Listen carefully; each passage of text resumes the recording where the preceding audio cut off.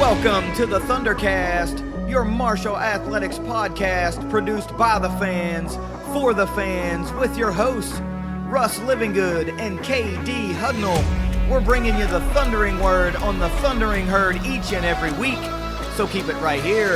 The ThunderCast is on the loose.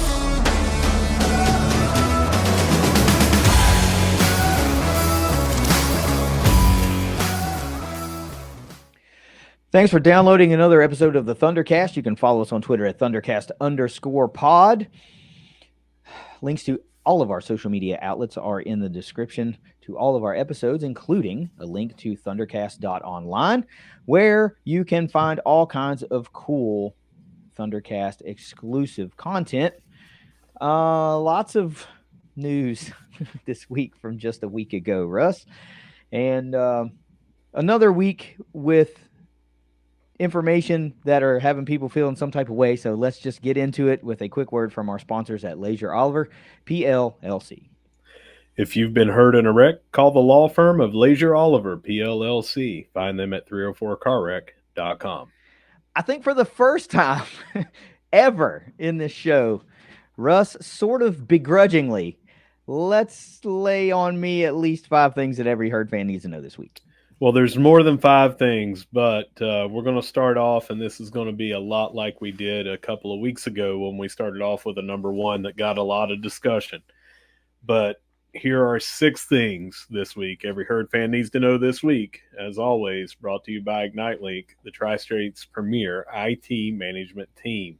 Number 1, Kim Caldwell leaves for Tennessee. Ooh, that one hurts. Mm-hmm. Not mad at it. I think a lot of people are mad at it, and I'm not mad at it. I've read a lot of people being mad at it. I am not mad at it. I cannot be mad at it at all. This is the University of Tennessee. Yeah. Women's basketball. Mm-hmm. I mean, wow. What can you say? Wow. 2 years ago, she was a Division II head coach. 1 year at Marshall, 2 championships, and now the University of Tennessee has chosen her to lead their program, their historic program. Some of the things that should leap off the page at you, at least it did for me, because we just hired a men's basketball coach, and it was like the 30th or something like that coach in herd history. I don't remember what the number was. It was a big number. Kim's the 4th coach ever at the University of Tennessee. 4th. The first coach ever to not have been from the Tennessee basketball family. So they went completely off of their norm from this program and hired Kim Caldwell. I am immensely happy for her because this is a potentially once-in-a-lifetime opportunity. Potentially a once-in-a-lifetime opportunity. And I just cannot be mad that she seized that opportunity. A lot of folks are mad because, she signed a 7-year contract here and said this was her dream job. This is where she wanted to be. You know what? It can be both. She got her dream job. And then the job she was not expecting that you just simply can't turn down came along. What are you supposed to do, man? You have to take the job at Tennessee. You have to. So I am 100% not angry at her at all. And in fact, I hope she goes there and wins multiple national championships. I hope she puts Tennessee back to the level that they want to be at, to where they're competing with the LSUs and the South Carolinas every year and for that, Final Four spot, and I'm sorry, man. Maybe I'm in the minority. I am just not mad at it. I am thrilled to death for her. And of course, that puts a lot of pressure on Christian Spears and the team at Marshall to hire the next coach because the bar has been set pretty high with 1 year of Kim Caldwell at the helm. Took a 500 team the year before, made them into a championship team. Now it can be done. So while I'm not envious of who that coach ultimately will be because the pressure is going to be there. You're going to be compared to Kim Caldwell. Going to be. That aside, I don't know how anybody could not be just thrilled to death for Kim Caldwell. Yeah, so this isn't eating crow here, but let me explain a couple of things because I I had a bunch of people message me and ask of my opinion. Did I know anything? One, I am not an insider. KD and I pride ourselves on not being insiders, to where we do not have inside information. We are bringing you the fan perspective. We pride ourselves on that. But we we got messaged, and me personally, I don't know if you got messaged personally. I know we did through the podcast account, but people sent me DMs and texts and everything personally and said, "Is this true? Is she gone?" And everybody I told, I said, "Look, I don't know. She may be 100% gone, but I do know that that you just sent me is from a troll account. Mm-hmm. You know, you go look at it and it's a troll account. The other one that everyone was sharing and everything that got sent to me, I said, that is a WVU fan account. Everything is about WVU or someone from the state of West Virginia if they're going to some other school. And they posted that. They're either trying to get a reaction because we're already having a reaction to the other troll account and the fan speculation, or they're posting it because it's real. I tend to think that no one knew for sure at that point that if it was your equivalent to Jeff Goodman on men's basketball on the women's side would be tweeting it. He would be reporting it. We had nothing but message board posts of, I really hope they get this. Yeah, I'm sure they heard that she had been there to interview, but no one was reporting that she actually was gone, except for a troll account and a WVU fan account. So I told everybody, hey, until it happens, until we hear, and you'll hear it the same time I will, I just wouldn't worry about it. Because what can you do? Nothing. I said it on our last show that I just didn't get why we would get all upset and everything. And then it turns out that it was true. So no crow eating over here because I never claimed, no, I know for a fact she's not gone. You know, we have the scoop. We don't have any scoops. We don't try to scoop. We're just reporting on the news and our views on this and giving everybody the information that's out there so they can have a better fan experience for Marshall. Yeah. But I do know that it hurts, but I would never in a million years, if there was some way that she cared what I thought personally and said, hey, I have this opportunity, I would say you would be an idiot to turn that down. Mm-hmm. And anybody that had that opportunity would be an idiot to turn that down. It's not just the money, it's the why are you in this job? You're in this job to compete with the very best.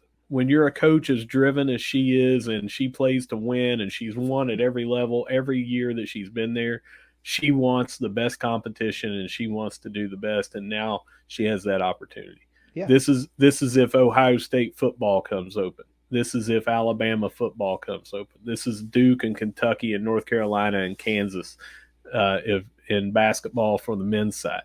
This is the job short of UConn, or in the last several years, if Don Staley moves on from South Carolina. There's only a handful, and it used to be Tennessee and UConn, and that was it.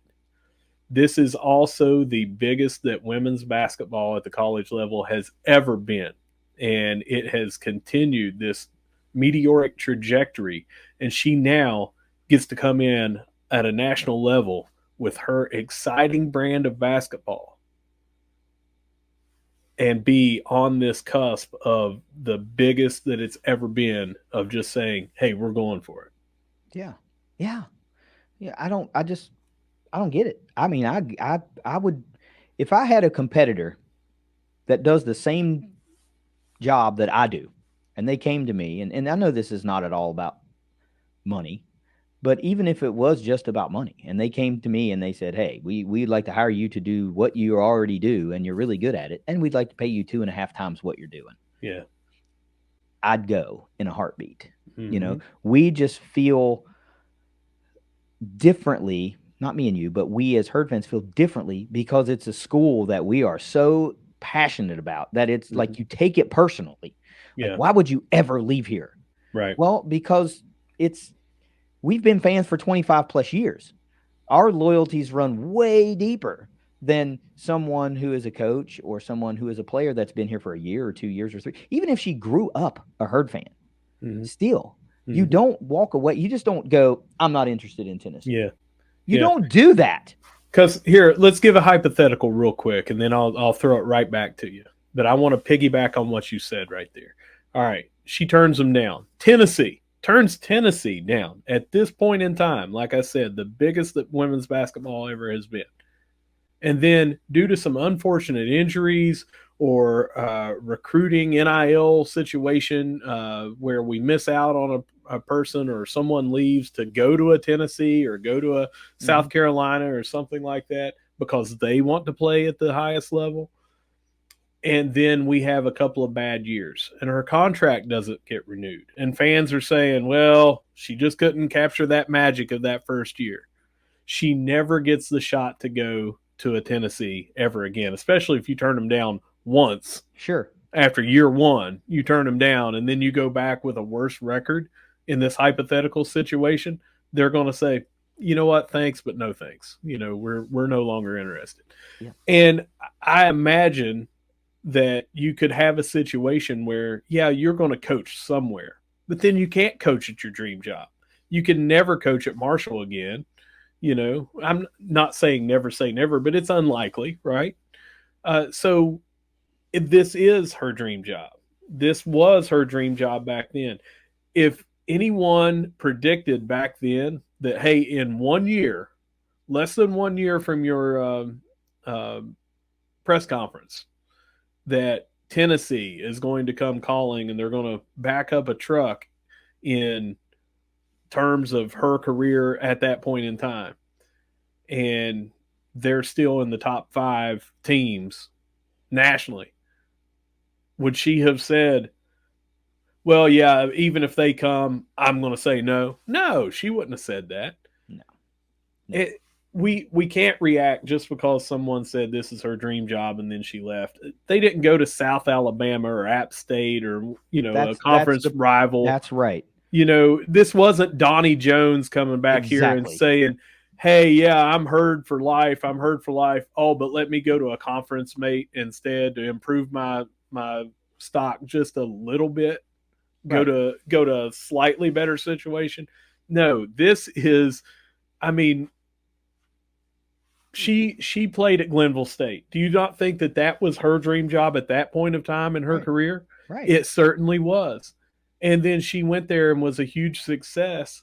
And then Marshall came along. That is still her dream job. She left Glenville State, which was her alma mater, where she played and where she won a national championship and where her and her dad had such a relationship with coaching. So, no, it is not this kind of, well, she lied. It was her dream job at the time, and things are going to change because your dream job, my dream job right now is not to play center field for the Cincinnati Reds, because guess what? It ain't happening. But if somehow they came along and said, we think this would be a hilarious, funny movie to put some idiot out in center field that, would strike out every time and couldn't throw it more than 15 feet now in his old age, and they said, Russ, we're going to give you 2.5, 3 times your salary or more to come and do that right now, I would walk to Cincinnati to do that. Yeah. Okay. Dreams evolve. They do. Right. So you got your dream job, you attained that dream. So you don't stop dreaming. And I don't think for 1 second that while she was here, she was going, man, I really wish Tennessee would call. Mm-hmm. I think this was a total out of left field circumstance that happened. And they put the crosshairs on her and they were like, this is who we think is going to take us back to prominence, national 100%. championship prominence. 100%. And the call was made. I will never put on orange. Never. Yeah. I will probably never go to a game, but that won't stop me from rooting for the Lady Vols as long as Coach Kim is the coach there. Just like we do with a lot of our players that transfer out and our coaches that leave on good terms. We wish them well. And you watch from afar and you're like, awesome. I think one of our buddies kind of nailed this, that she has the potential, at least right now. We don't know what the future holds and how successful she will be, but this feels like the counterpart of the Billy Donovan era at Marshall. Here for a short time, goes to the University of Florida, wins a couple of national titles, and now he's in the NBA coaching. Mm-hmm. She could be the women's basketball version for Marshall of Billy Donovan. Yep. Very easily. Right? Mm-hmm. It's gonna take a lot of hard work and a lot of wins. Yes. Sure. But I'm just saying, young, up and coming coach gets the big job and goes and succeeds. So 10 years from now, 15 years from now, you might be talking about Kim Caldwell and her 2 or 3 national championships. Who knows, right? I'm just I can't get over it. And for folks to sit there and say, well, they'll never hire her back at Marshall, I think you're wrong. Yeah. Because let's say she doesn't go, or she does go to Tennessee, and it's just not, she succeeds, but not to the level that they were hoping. She still wins a ton of games. They just can't get over the hump and win a title. And for whatever reason, she's right there in the Final Four, but just can't get the title. And Tennessee does what they just did and identifies the next coach to try to get them over the hump. There ain't a chance in hell that Marshall, if there is mutual interest between them, that they wouldn't say, would you like to come back to Huntington and take over the women's program again? There ain't a chance in hell that they won't entertain that. Yeah. This bridge is not burned. She did everything the right way. She's done everything the right way. It's not the result that we wanted. Well, hell, I wanted her here. I was hoping to at least get 3 seasons, before these opportunities came. It just happened to come in 1. Yeah. Right. And she didn't light the building on fire as she walked away. If you're in those circles, you understand, man. Like, this is what this is. This isn't going to a conference rival. This isn't making a lateral move. This is a huge, this is several rungs up on the ladder. Like, she skipped a few steps if you're just going to the natural hierarchy. She did a leap from Marshall to Tennessee women's basketball. That's right. That's crazy, man. So you would welcome her back. I would. And the folks and the fans that say they wouldn't, they're freaking lying. Because if she was, if her name started getting tossed around 2 or 3 coaches from now or whatever, you'd be like, love to have her back. Remember how magical that was? And we won 2 championships and player of the year and coach of the year. I'd take that in a heartbeat. You damn right you'd take it in a heartbeat. You damn right you would.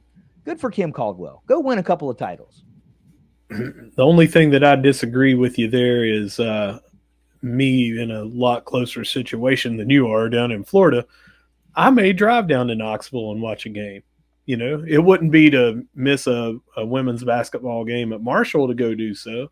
But if the opportunity arrived and the schedule aligned, I would actually like to go down there and watch her coach at this new school, because I am a fan of hers for life, and I'm going to go and follow her career wherever it is.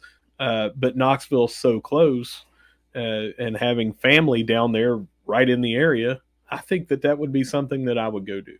I wouldn't say I would never go to a game, but it's unlikely. Like, logistically, it's unlikely. I could go to Gainesville and watch a game, if we're still down here. If let's say some little agreements get made and the Lady Vols end up coming to the CAM, you know what I mean? Because of everything. There's a lot of language that's going to be put into these things and buyout language, and things get traded off. You could get a game for a little bit of money, on the buy, whatever. We don't know, but there's a circumstance, a scenario where the Lady Vols could come to Marshall. Florida just did, right?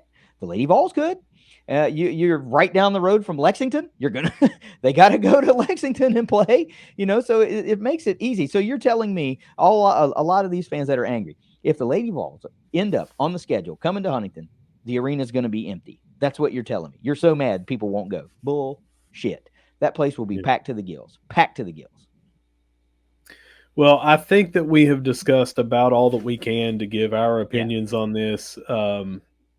Another 20 minutes on the first thing. Well, we expect this, right? And it deserves this. But let's sum up where we're at.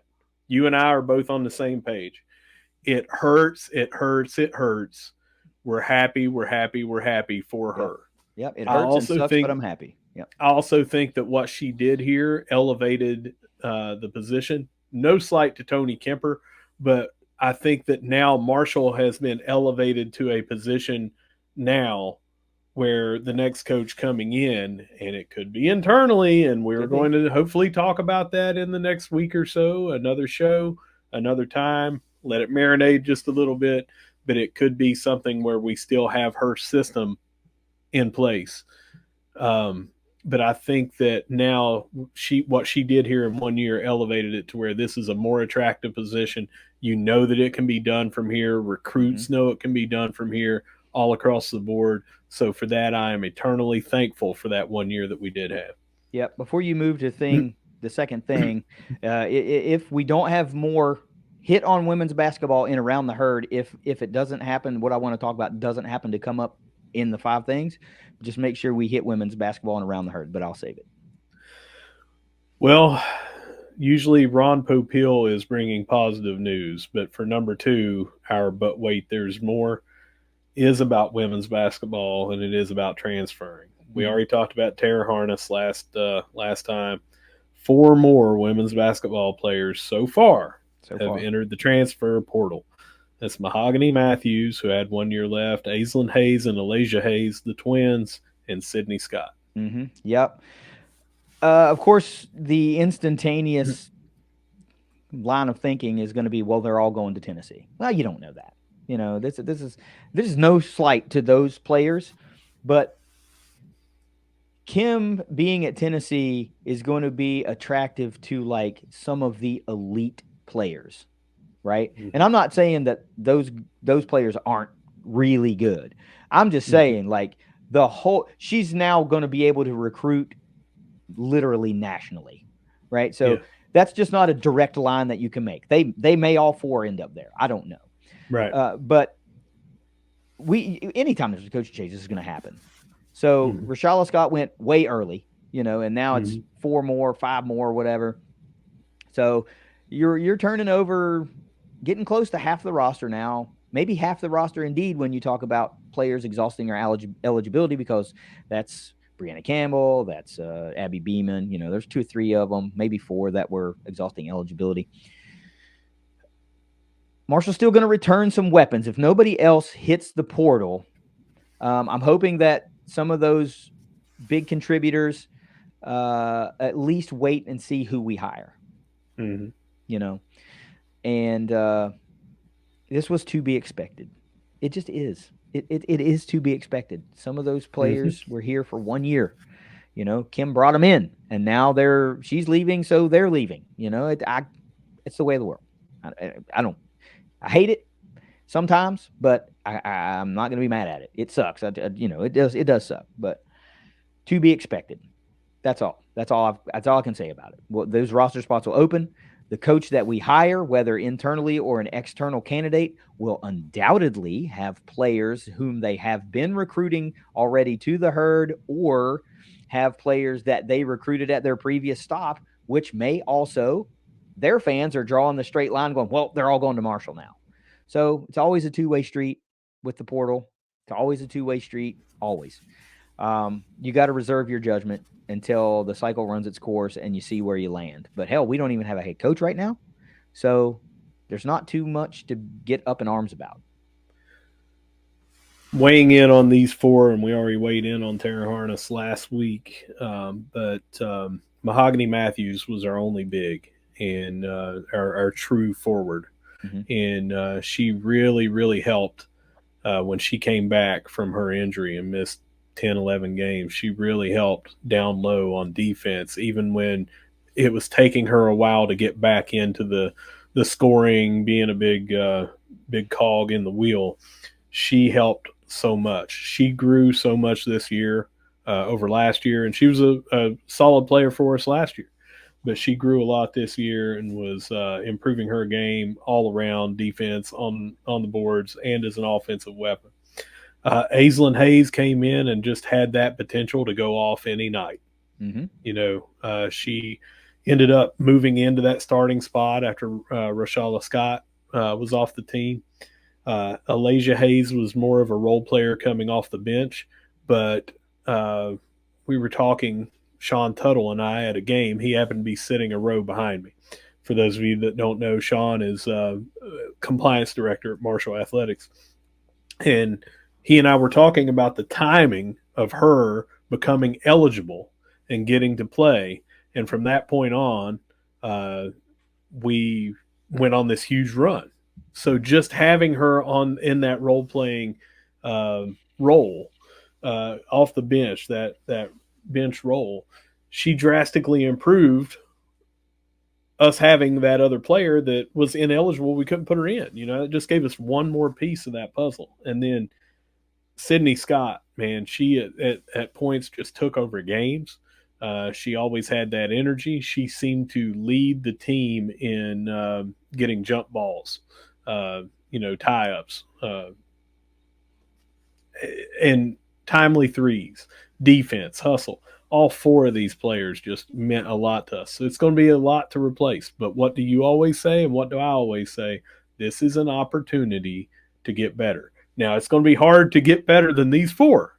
It is. No slight to them, but it's still an opportunity. So we have a wide open roster right now. We have an opportunity to come in, build a team from scratch. Maybe it's through the transfer portal. Maybe it's through highly recruited high school players. Whatever it is, we have an opportunity now to bring people in, build a championship program yet again. So we saw this 1 year ago. Mm-hmm. Kim came in and had to fill half of the roster. We had half of the roster turnover. Tony Kemper moved on, and players started entering the portal. And luckily, there were some that didn't. Some scores, some big important pieces, like Abby stayed, But Kim came in and had to fill roughly half the roster, and we were sitting here having these same conversations. Well, we'll see how it goes. And what happened? We had a championship caliber team on the floor and an NCAA tournament team on the floor. So for all the doom and gloom, and it very well could be doom and gloom. I mean, damn, there's a reason that Kim Caldwell's at Tennessee right now. She's a freaking rock star. Next coach could be a rock star too. Next one could be in Christian Spears' offices over the next few days or week interviewing. You know what I'm saying? Like, we don't know. We were having these same conversations a year ago, and here we are having them again when we're off the heels of a regular season championship, a conference tournament championship, and an NCAA tournament appearance. It's not always bad, right? I don't know what the future holds, but why don't we just wait and see? Let's get a coach first, then let's see what the roster starts to look like. Let's really hope that some of our players that were really big contributors last year stay and at least see how the fit is going to be. Some of those players that stayed weren't in Kim's system before, mm-hmm. And they stayed and they began to thrive. Mm-hmm. So that tells me we've got some versatile players. They were doing really well in Tony's system, and Kim's system was night and day from what Tony ran, and they began to thrive in Kim's system. So we've got some versatile players that can take coaching and have developed already under two different head coaches, some of them, and already are achieving with the herd. So let's hope some of those stick around, and let's see how we can just bring it all together. I hope we move fairly quickly on a coach. By the next time we have an episode, I hope we're talking about who the coach is. I really do too. I really do too. Our next one, number 3, is also a downer, but I wanted to start out with 3 downers so we could finish on a higher note. Okay. Defensive back Dione Hill is entering the transfer portal as well. That was a little shocker because I thought Dione was going to be a bigger part of our secondary this year. Mm-hmm. How many times during game previews or recaps did we talk about the young DBs that cut their teeth last year? Mm-hmm. And really by the middle end of the season last year were players that I thought Coach Huff and the secondaries coaches thought that they could begin to count on a lot more. And Dione was one of those guys. We've talked about a number of them, and if all of them returned, wow, Marshall would have a really good problem. And just because Dione hit the portal doesn't mean Marshall now has a problem in the secondary, because we had a lot of young DBs that were going to, would be doing big things this year. I hate to see him go because he played in 10 games last year. So there was a lot of reps with the herd. Now, not all of those were in the secondary. He was a big special teams player, particularly early in the season. Yes. But worked his way into the DB rotation and then had viable, meaningful game action at the end of the season last year, to the final third of the season, particularly. So I am a little shocked, but we're going to see that. It's spring ball now. There's a portal window at the end of spring ball. We're going to see guys enter the portal. Guys that may just have come here might re-enter the portal. It's going to be a tumultuous time. It always is every year. I'm just picking a position out of thin air here, and I'm going to say quarterback because folks love to talk about quarterbacks. And I don't know. I haven't looked at our roster right now, but I'm just going to say we got 6. Let's just say, I don't know. You ain't going to carry 6 quarterbacks if 2 of those guys think they can play, but they're not going to get to play. Obviously, they're going to hit the portal. They're going to go somewhere where they think they can play. Does that mean, oh, great, now we're going to suck? No, not necessarily. It means these 2 guys want to play, and they're going to go somewhere where they can. So there's going to be all kinds of situations where players hit the portal, all kinds of reasons. I hate to see De'Ani Hill go. Great young DB. Great young DB. I thought he had a really, really, really, really bright future ahead in the Herd secondary. And it sucks that he's decided to leave Huntington and go somewhere else. But that's the nature of the beast. It is, and I don't know how to read into this, so I won't. If this was a situation where, because of the timing, that it is having to do with potential playing time, you just have to wonder that, because practice is going on in spring practice, but there is so much between now and the start of the season. I mean, we're only a couple of practices in, and then you got the spring game coming up in 2 weeks, and then you got all of fall practice, a month of that, and then before the first game, and he's entering now. The only thing that we know is because the window opportunity is there, and that's why he's doing it. So I don't really want to speculate on why, but part of me hopes that it is as good as he was getting in that role, that we just have players that are just performing that much better, and he would have been so far down on the depth chart that he wouldn't have gotten to play. That's a hope, not a slam at him. That is a hope that we're going to come out with an amazing defensive backfield. And that's the only silver lining I'm trying to look for, because I don't want to lose someone the caliber of him who did so well at the end of last year, learning on the job.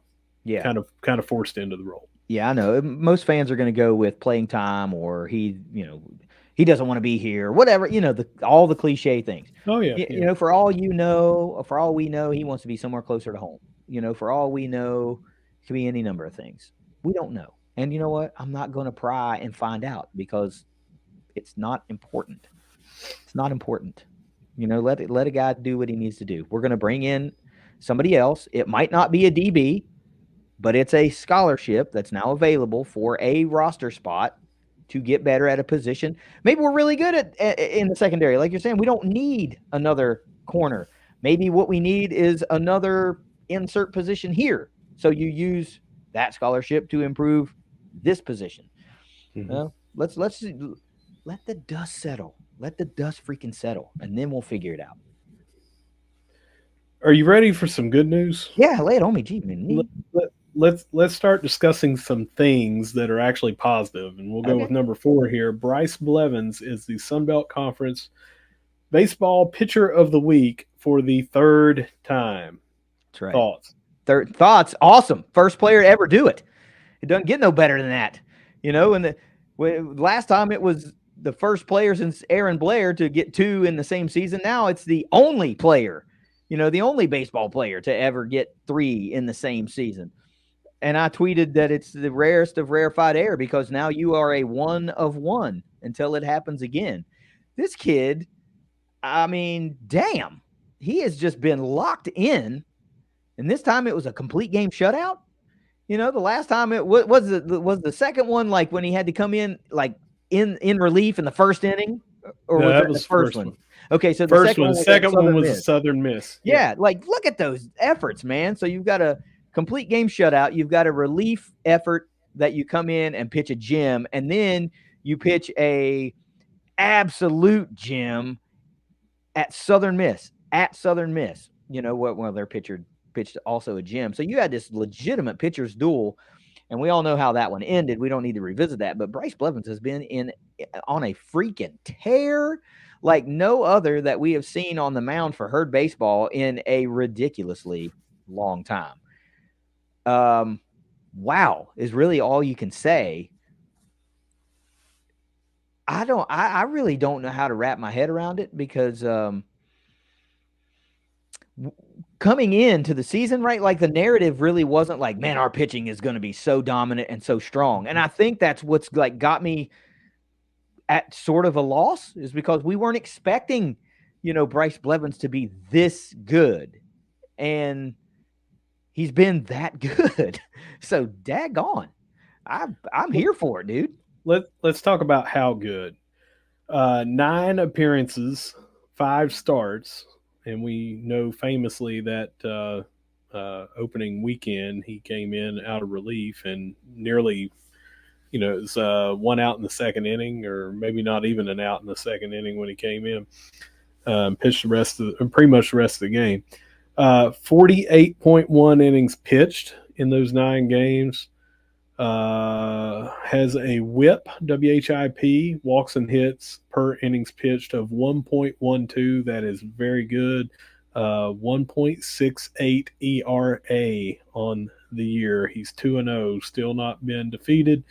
And let's see here, 9 earned runs, 3 of them coming from he gave up 3 homers. I don't really remember if he had people on deck or on the bases when he hit that or not. So most of his runs that he's giving up are coming from the long ball or something like that. He has been lights out most of the year. Opponents are hitting 230 against him. We were, not to name drop, but was standing right next to Rick Reed. And the only reason I'm name dropping is because if you want an authority on pitching, talk to someone that's done it in the major leagues. And he was talking about how good of a pitcher he was. The speed that he was working, not that he was throwing, but when I likened him to Tom Browning, throw it back, he's ready to get in, he's wind up. It's keeping the batters guessing. They can't get in their normal routine because they have to stay in the batter's box. They have to go. It messes up their timing. Here's a lefty coming in. Let's face it, there's just not as many lefties that there are as righties. And he comes in and he's throwing a different ball. He's throwing, working faster. He's keeping everyone off guard. And it's almost like that Greg Maddux style of when they are getting these hits, they're right at someone. I mean, when they're hitting the ball, I don't mean getting hits, but when they're hitting the ball, it's right at the shortstop. It's right back to the pitcher. It's at the first baseman. It's one of these that he's keeping the ball low. He's getting ground balls. He's not coming in and throwing 102 to strike somebody out. He is getting Ks, but he's getting people to chase. He's getting it with all speed. He's getting it with location. He is a pitcher in a thrower's game, because so many people now are all about your spin rate, your power pitching, and trying to hit 100 miles an hour. He's coming in, he's doing it the old school way of let's just get him out, and he's doing it better than anybody else on the team right now. Yeah, and efficiently. Because it's like, 50 pitches through 7 innings or something like just crazy numbers, So being very, very efficient, which is of course saving the arm for the long haul of a season. And that's the type of thing that you really can't understate. It's like he's protecting his longevity by being so efficient. So the whole package, all the parts in and of itself, like you're talking about, the pace at which he's working with and how he's getting his outs and all of that, coupled with the efficiency, it's just this, the sum is greater than the parts because it's all working game to game, but it's also sustaining over the course of a long season. So when you need that type of performance late in a season or in a conference tournament setting, he's probably going to be able to give you exactly what you're used to getting 2-3 months earlier. I'll give you one final stat on him. He's a local kid right here in Louisa, Kentucky. So always been in the tri-state area, went to Lawrence County High School down in Louisa, 30 minutes from Huntington. just a great person to root for. Obviously, we're going to root for all of our athletes, but the local ones and the local kids that are performing at such a high level, just like an Owen Porter, they just get that much more love because hey, maybe we grew up watching them. Maybe their parents are in the stands. It's just nice to see someone local staying here and doing at such a high level for the herd. Let me give you one more that you probably didn't know. My son, he he went through little league, and then he wanted to play one more year, and we played for the Huntington Hounds when he was 13. Bryce was on that team.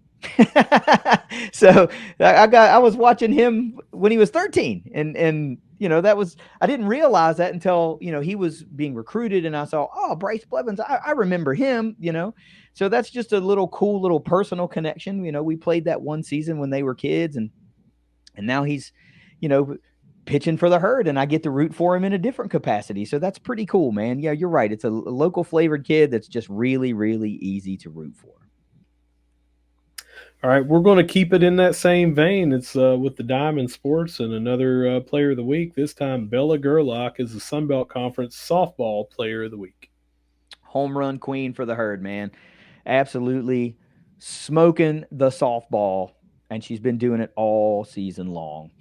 And one of those players that we have highlighted many times because she's a first-year newcomer to the herd, came from Western Michigan, and this is a great example, Russ, of why when you get a transfer, you can't just rely heavily on stats from the previous stop. Mm-hmm. And we say that so many times, and Bella is a excellent example of that because she's come in here and just found this penchant for taking the ball out of the yard at the dot and on the road. And she's leading the Sun Belt in home runs this year. So it was only natural that, sooner or later she was going to be Sun Belt Player of the Week. And it just so happened to be this week. Remember an episode or so ago, Russ, when we were talking about the losing streak that Marshall had gone on, and don't worry, they will just as easily go on a winning streak, and I'll be damned. Things kind of took an uptick, didn't it? The bats came alive, and all of a sudden we started going on a tear and went down to Atlanta and swept Georgia State. And that Sunday finale was a good one, man, because the herd was down early and they had to fight and claw back, and they end up winning that game 9-8. I mean, this sometimes it just comes together. So when the bats come alive, the herd will come alive.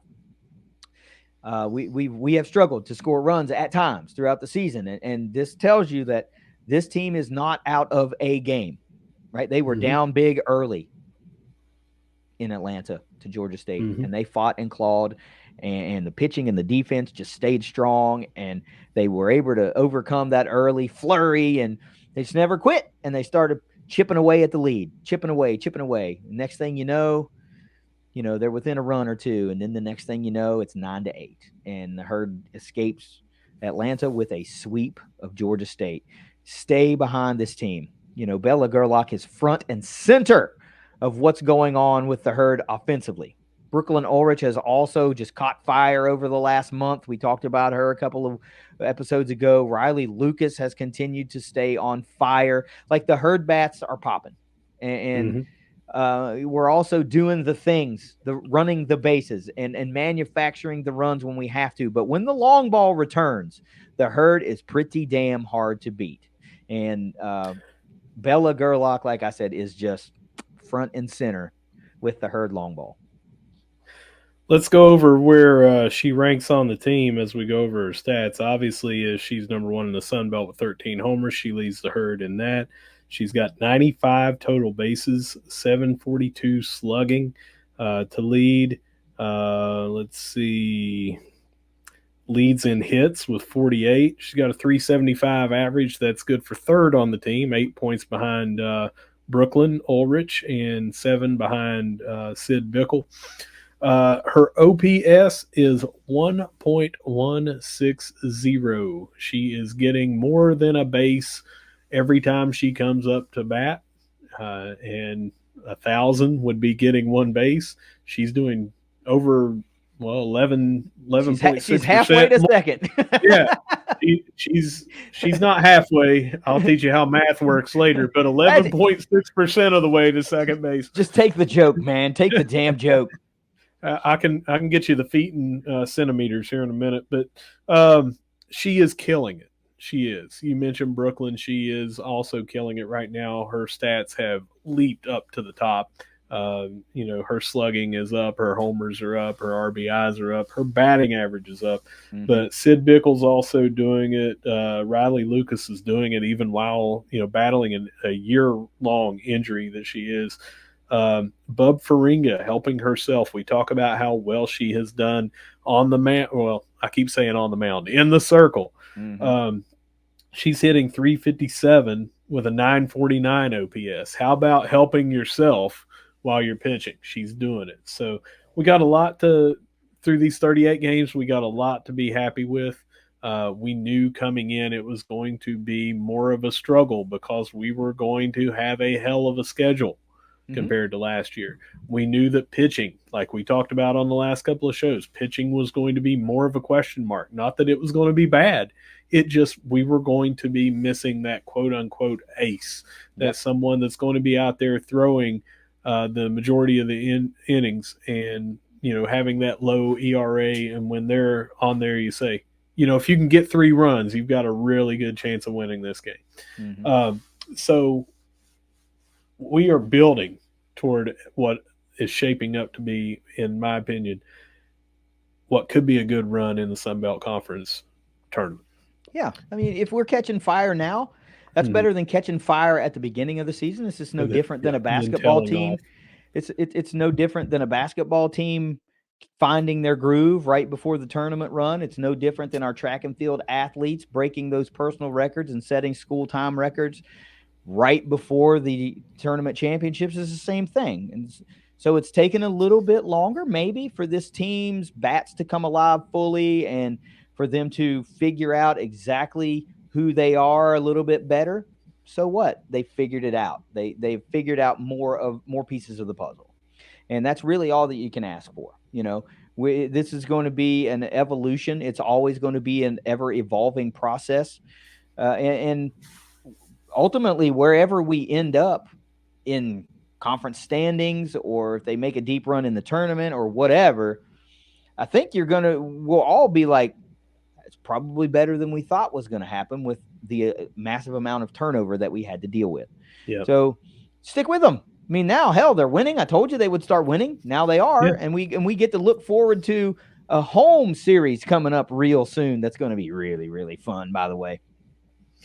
All right, so our sixth and final thing, I am not going to read off all these, but the Marcos were held for the second time ever, and that was on Monday night. And this year, instead of at the Keith Albee, they did it at the theater that's inside City Hall, the Foundry Theater.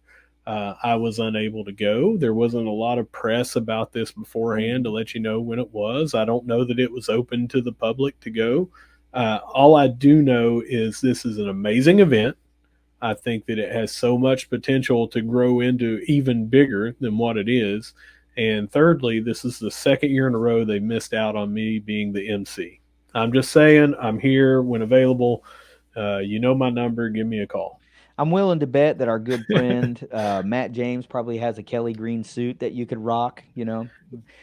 He has a Kelly Green suit. I cannot rock it. I'll leave that up to your interpretation of would I fit in it? No, because I think he gets his from the extra slim aisle. I'm not extra slim. We love you, Matt, but no, that's such a cool event, and I didn't see anything. I had no idea it was even happening until it had already happened. And I remember when they debuted the event last year, we thought, hey, man, this is something really cool. There's some there's something to this. They could really this could really be a thing, and I wish I'd have known about it ahead of time. I wish we could have at least talked about it leading into it. But for those that don't know, this is just kind of like an internal recognition of athletics department wide. It's the ESPYs for Marshall. It's your team of the year. It's your performance of the year. It's your male athlete of the year. Your female athlete of the year. It's all that kind of cool stuff. And I would like to have, I think last year they tweeted out, like as the awards were going off, they snapped some photos and tweeted. I didn't see anything this year. They may have done it, or maybe it was like an Instagram only thing. I don't know, but I just would have liked to have known it was happening beforehand, because I was thinking, man, it's got to be about time for that to happen. And then lo and behold, I find out, oh, it just happened yesterday Yeah. or whatever. I was wondering why. Like, you check the Instagram feed, and I'm like, man, we've got an awful lot of athletes that are like dressed up. Why are they dressed up? And then I was like, it's the Marcos. That's why. So, but just a cool event. I think it would be cool. They could probably sell some tickets to that and have a little gallery of fans. I'm only going to read off the two biggest awards, in my opinion, two biggest awards. All these are very important. You can find the entire list, a great article over at herdzone.com, where you can find all sorts of good articles and recaps all day long. But make sure you find that article and read it. The Ed Starling Male Student Athlete of the Year goes to Tyler Jones of men's golf.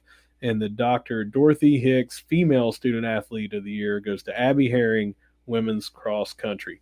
You can read why they got those. Of course, we know with Abby why she got that, but they have team awards, they have community service awards, they have teammate awards. It's just a great list. Do yourself a favor and read that article. KD, go ahead. I'm just scrolling down it real quick. It looks like there's about a dozen or so, maybe a few more, like kind of overall team-based awards outside of the individuals. There's some individual awards too, and then down there at the bottom there are a teammate of the year voted on by each team. So that's cool, man. I knew there were about a dozen-ish or so, 12, 15 maybe awards, but I didn't know they did the teammate of the year. I think that's really neat, man. So I was scrolling down the article. It's really easy to identify, what the awards are. Give it a check it out. That's pretty cool. Find out who's doing what for the herd. It's more people to cheer for. And who's doing what for us is Ignite Link sponsoring 5 things. And we thank them again. But Ignite Link, the Tri-State's premier IT management team, bringing you another 5 things every herd fan needs to know this week. Yep, way to close out strong. The first 30 minutes or so, it is what it is. That's kind of how it goes. But way to close out strong. The Marcos is a cool event, man. I like seeing who gets honored and all that kind of biggest shocker of the night, Abby Herring, right? Who would have guessed that she was the female athlete of the year? Let's go around the herd. Yeah, we're going to take it around the herd, starting with tennis. They snapped their 6-game winning streak on the road at South Alabama. They lost 4-3, very tight. Tied in singles 3-3, but they lost that doubles point 2-1. And that gave them the loss. Came back strong, though, against Southern Miss the very next day. On Sunday, they swept them 4-0, and now they are hosting App State on Saturday. That is the only match that they have this weekend. So Saturday in Barbersville, they'll be hosting App State. All they have is the next weekend after that. They've got one more match in conference, and then after that, it's Sun Belt Conference Championships. We'll talk about that as that gets closer. Cool. Men's soccer, the championship game of the College Spring League is versus Michigan State on Saturday. It's at 7:30 p.m., and it will be on their YouTube channel. Our own Marshall's Jake Griffith will have that on there. I think he is. I don't remember who he's calling it with, but we're gonna pay attention to what Jake is doing, because he generally is the lead announcer every time that he is calling soccer, because he does really good at soccer. So let me clarify one thing. Okay. You said on their YouTube channel, the College Spring League's YouTube channel, not Marshall Men's Soccer or Herd Zone. So make sure you guys get that right if you're going looking for it. Go to @College Spring League. You can just put that in the search bar on YouTube. Their channel pops right up. I did it right before we hit record. And you'll be able to watch the championship match between the Herd and the Spartans at 7:30 on April 13th. Herd's no stranger to Spring League championships. They didn't win it last year. I'm pretty sure they won it the year before, and there's been nobody really close to them this Spring League. They tied up their division early. It was just out of reach. Yep. And the the other side of the bracket was a much higher contested side of the bracket. Yep. I'm not saying that Marshall can't lose. I'm just saying that Marshall dominated their side of the bracket. So Yeah. I don't expect any type of underwhelming performance because the reload has continued. The herd looks just as strong as last year. And there's no reason to think that at 7:30 this Saturday, well, I guess maybe closer to around 9, that they won't be hoisting a spring league trophy. Yeah, they're the only undefeated team. They have continued to take advantage of being in this because competition's good. Mm-hmm. They're playing other good teams. It gives them some amplified practice time at a higher level, I guess you would say, with these scrimmages and prepping. Keeps them where they need to be. It keeps them working on some things for the off season. And I think that it's great that Coach Grassi has done this, and they did the Brazil. He's just doing all the right things in these off seasons to help build for when it actually counts on the field come regular season time. Well, that's not just a one-sided thing because some of these other teams, these games don't really, they're just exhibitions. They don't mean anything. But Right. some of these other teams get to line up against the number one team in the country and go to battle with them. So you can only do so much when you're scrimmaging with each other, and it's a whole different ball game when you get to go full speed game action against actual competition who wants to beat you. So Marshall's getting a lot, but also the teams we're playing are getting maybe even more because they're playing the toppest of top tier competition in the number one team in the country. So I think this is a really good partnership with Marshall and the College Spring League because it gives us a bunch of teams that are kind of in our geographic area, and we get to play actual competition instead of just amongst ourselves. And we win. That's always fun. We win the damn thing. All right, we're going to move on to track and field. Remember, this was that split squad thing. More local West Virginia area kids stayed for the one at UC, the University of Charleston. Mm-hmm. Picked up a couple of wins. Asha Bora, who is from Hurricane, won the 5K at Laidley with a time of 18 minutes 18 seconds, and right behind her.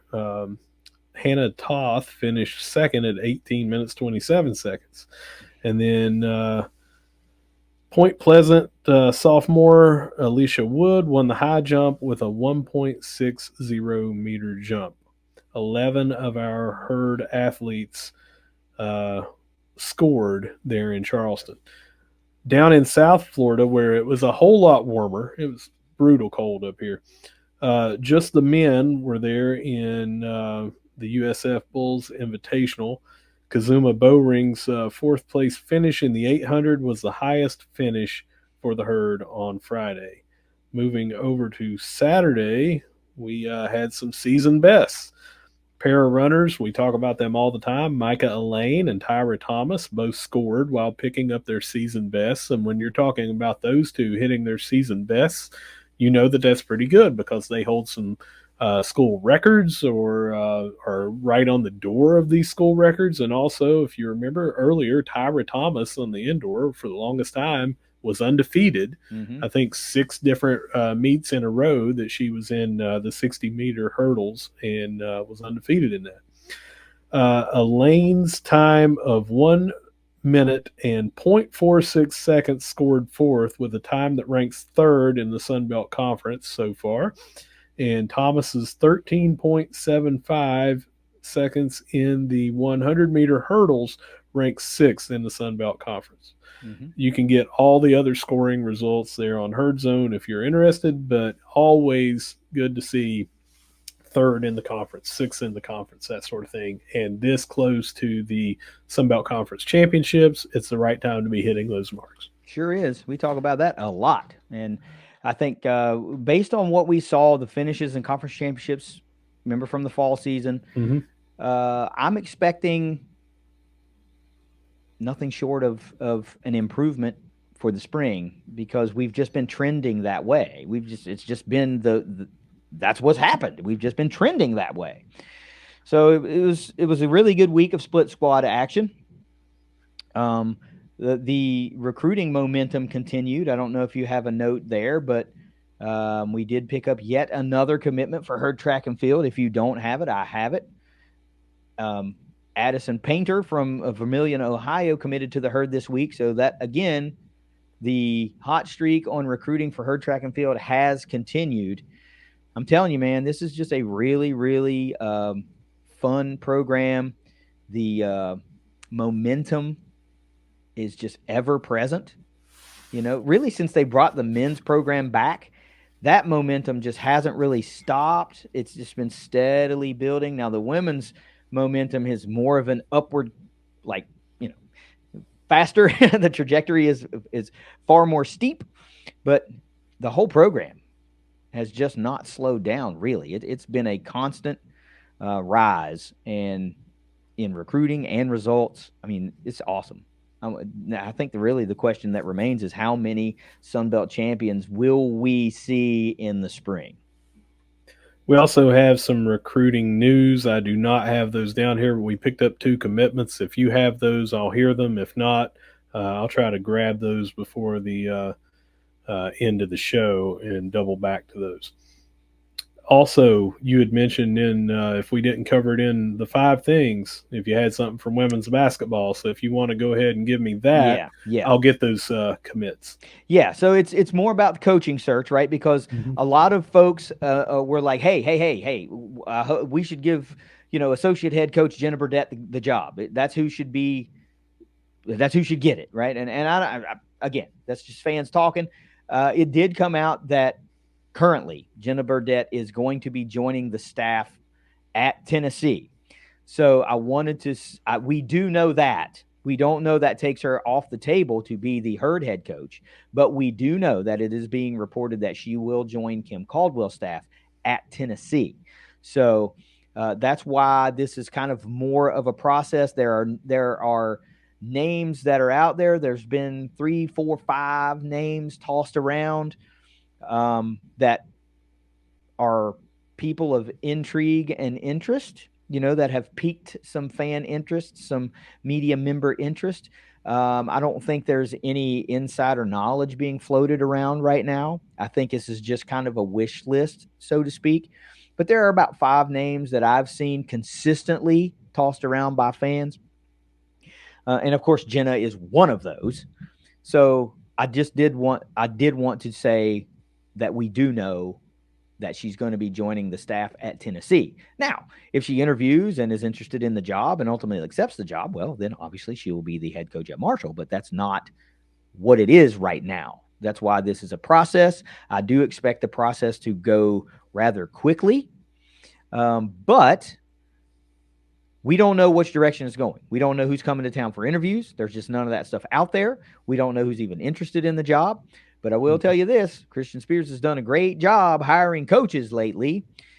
He's the one that hired Kim, and we talked to him about that and about a year ago. And he talked about how fast he moved because there were some other interested parties in Kim, and he just kind of was like, well, sorry, we just signed her to a 7-year deal, Mm-hmm. So that's why I expect him to move quickly again, because he knows the urgency surrounding good candidates. And the fact that you mentioned that women's basketball has never been more popular Never. just speaks to how much quicker than normal you really need to move if you want to try to get the candidate that you want. But other than that, it's just a situation we have to continue to keep an eye on, because as of right now, Jenna will be on staff at Tennessee. Doesn't mean she's not in the mix at Marshall. It just means we know that she is definitely going to be on the staff at Tennessee. Now, that's all I had. All right, those 2 pickups, the commitments that we got for track and field, we got Addison Painter for the men's track out of Vermilion, Ohio, Vermilion High School, and then Joey Blowbaum from South Point, Ohio, right across the river, also here for men's track. So that's 2 commitments that we picked up. We're going to move over to the Diamond Sports to close us out. Let's talk about baseball. It was brutally cold on Friday and Saturday, worse on Friday than it was on Saturday, but we started off great. Beat Texas State at home on Friday, 7-1. The only score we gave up was on a pass ball, and then we shut them out on Saturday, 5-0. Slightly better weather, and that's when Bryce Blevins threw that complete game shutout. We did lose the final game on Sunday, 7-4. A couple of fielding decisions. They weren't errors. It was just, should I try to get the lead runner or should I throw to first? That sort of thing. A couple of hit batsmen, a couple of pass balls, and then some untimely for the herd hits led to them losing 7-4. Still picked up the series win over Texas State. They're hosting WVU Tuesday evening, 6 p.m. It's going to be a little wet out there. It's going to be a little cold, but should be still a good crowd when WVU comes to town. And then they are heading to Louisiana this weekend, Friday, Saturday, Sunday, 6 p.m., 3 p.m., and 1 p.m. Thought we were going to get that sweep in baseball, man. I really thought we were going to.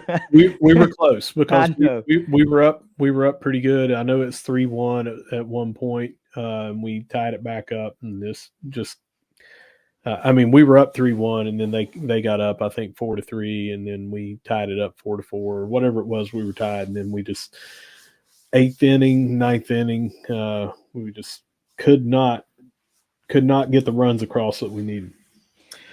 Yeah, I know, but I just thought it was going to happen. Everybody seemingly was picking Texas State to come in and sweep the herd. Nobody was, really giving us a opportunity to win any of those games, and we proved otherwise. And man, I really wanted that sweep, but that's okay. I'll take a series victory.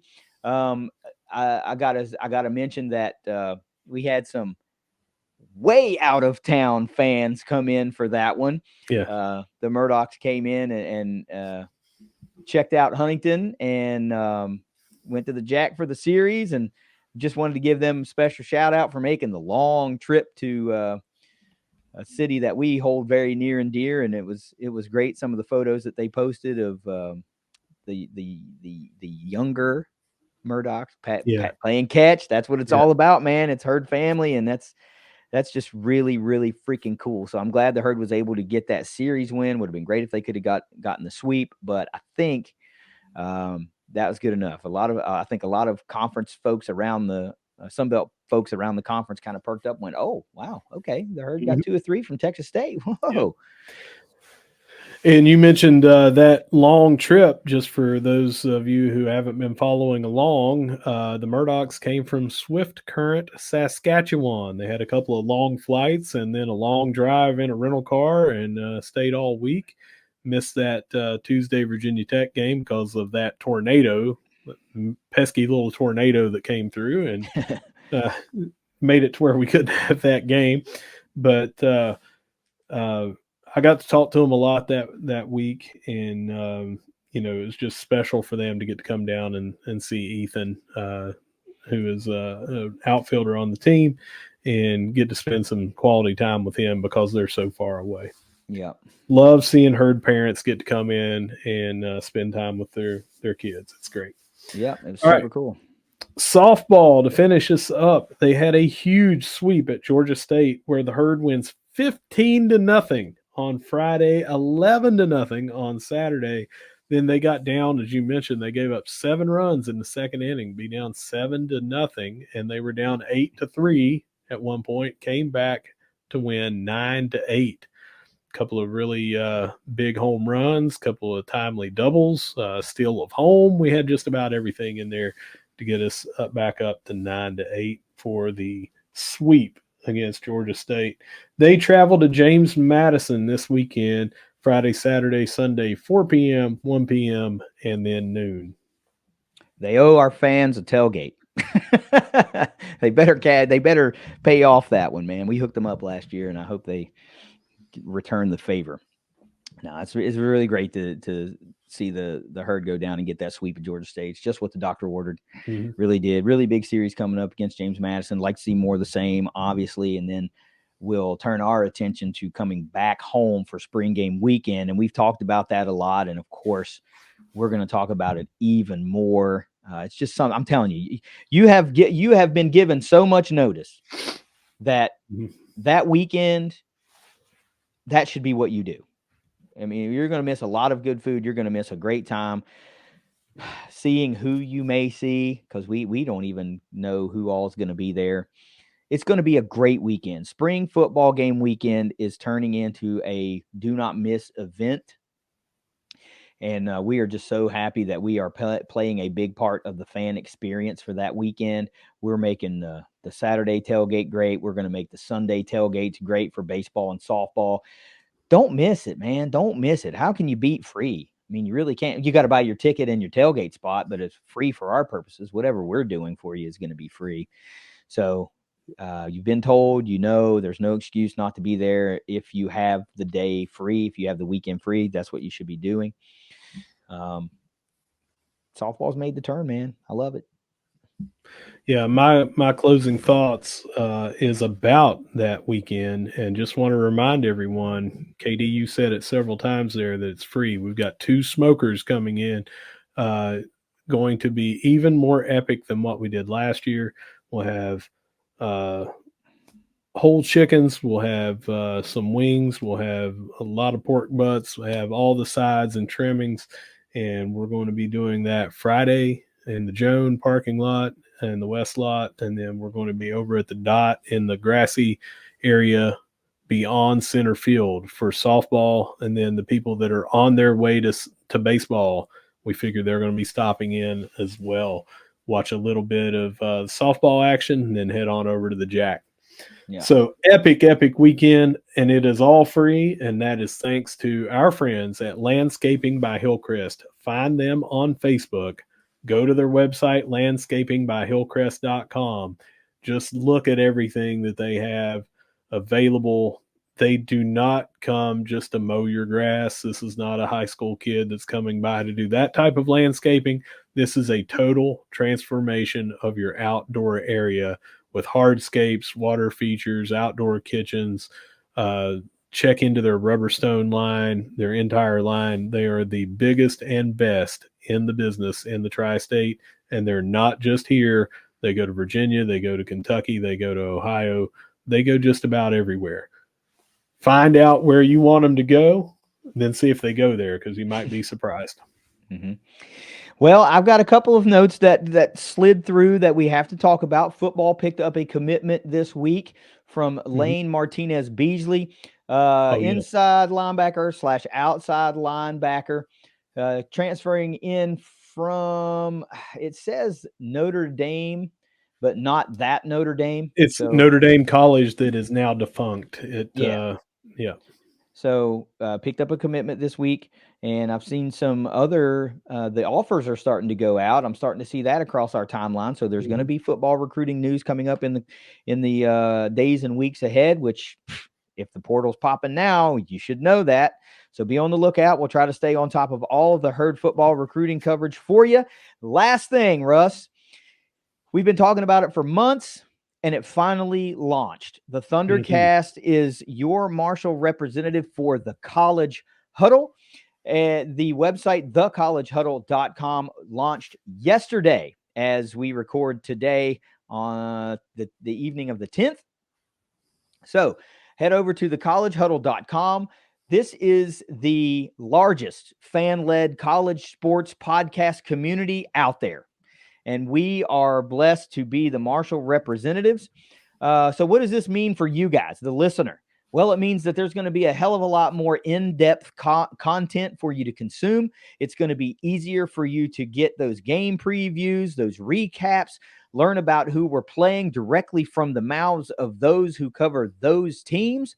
It just gives us the opportunity to showcase Marshall on a larger platform than just amongst our own fans. And ultimately, that's great for the Herd, because there may be some of those players listening to those podcasts from those other teams, and they go, whoa, they got air raid going on in Huntington. Well, hell, let me follow Herd football. Let me follow Coach Dagey. So this is just a really good opportunity. It's a win-win situation for the consumer and for the content creators. We couldn't be happier about being asked to be part of the College Huddle. They make it really easy to get links to any of the shows you might want to listen to. On top of individual team shows, there's also going to be national type collaborative shows by conference. Most of the power conferences have their own conference show, and then there's a separate G5 show. If you guys are inclined to listen of what's going on a national level with the G5, I'm sure at some point Russ and or I and or both of us will be guests on that show.